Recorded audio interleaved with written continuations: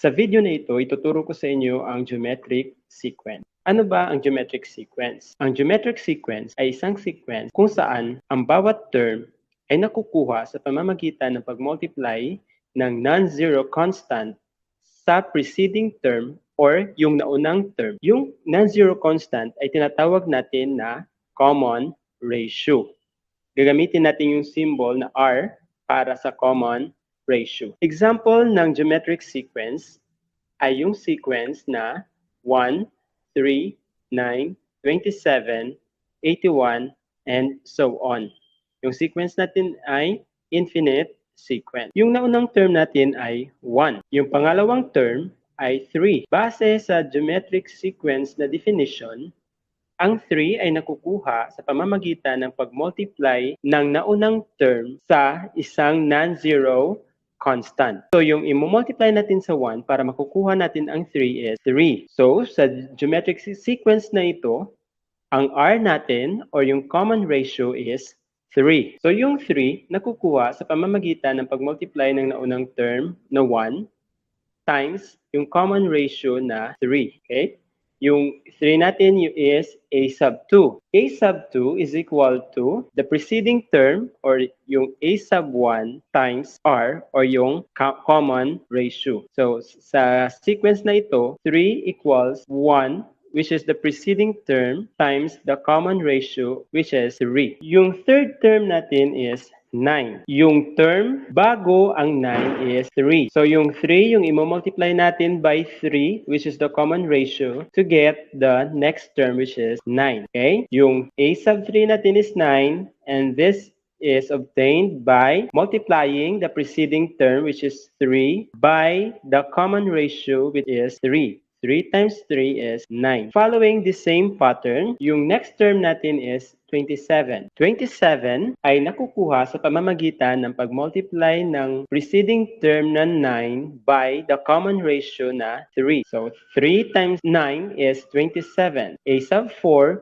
is equal to the preceding term which is 9 times the common ratio which is 3. So, that is equal to 27. Ito yung mga examples ng mga problem na makikita natin sa ating module. Find the next 3 terms of the sequence 3, 21, 147. At yung sequence natin ay tuloy-tuloy dahil it is followed by an ellipsis. Unang gagawin natin is mag-identify ng common ratio. Para makuha natin yung common ratio, kailangan nating i-divide yung dalawang magkasunod na terms. So, R or the common ratio is equal to a sub 2 or yung second term divided by a sub 1 which is the first term. Okay, substitute natin yung values. A sub 2 is 21 divided by a sub 1 which is 3. Dividing this, we get R equals 7. Pagkatapos nating makuha yung R, pwede na nating ma-determine yung tatlong terms after ng 147. So, yung term after ng 147 sa pamamagitan ng pag-multiply ng 147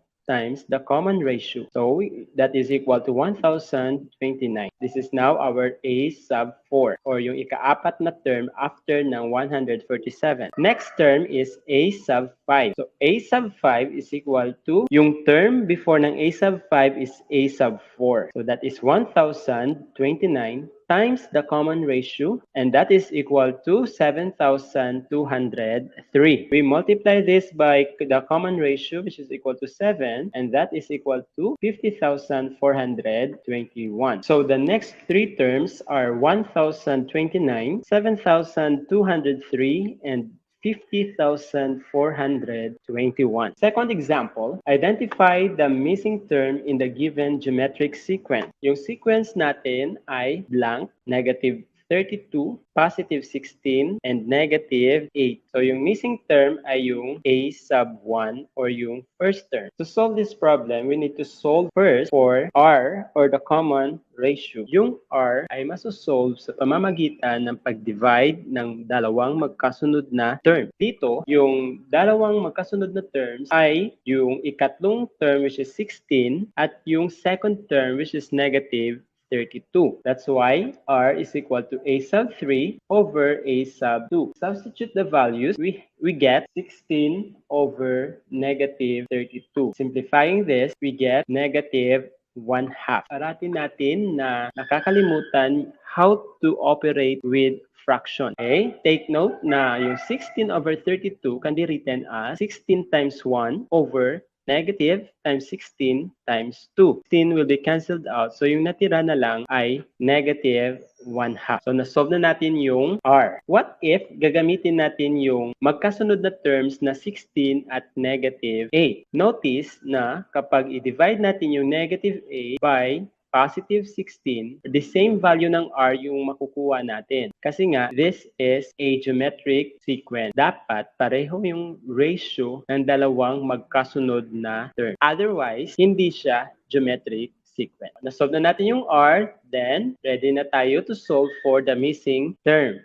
Dahil yung hinahanap natin ay yung first term, so yung term na sinusolve natin ay pabalik. So instead na mag-multiply tayo ng common ratio, i-divide natin yung second term by the common ratio para makuha natin ang A sub 1. So in this case, A sub 1 equals ang second term na negative 32 divided by the common ratio which is negative 1/2. So dalawang negative, meaning yung A sub 1 natin ay positive. This is equal to negative 32 times the reciprocal of the denominator. Ang reciprocal ng denominator na negative 1/2 ay negative 2. Then, i-multiply natin, we get positive 64. Ibig sabihin, the missing term is 64. Third example, identify the missing term in the given geometric sequence. So, the given sequence ay 2, 8 blank. Third term is missing. 128 blank. The fifth term is missing. So to solve for this, we need to solve for R first, for the common ratio. Sa sequence, meron tayong dalawang terms na magkasunod. These are A sub 1 and A sub 2. Ibig sabihin, pwede nating masolve yung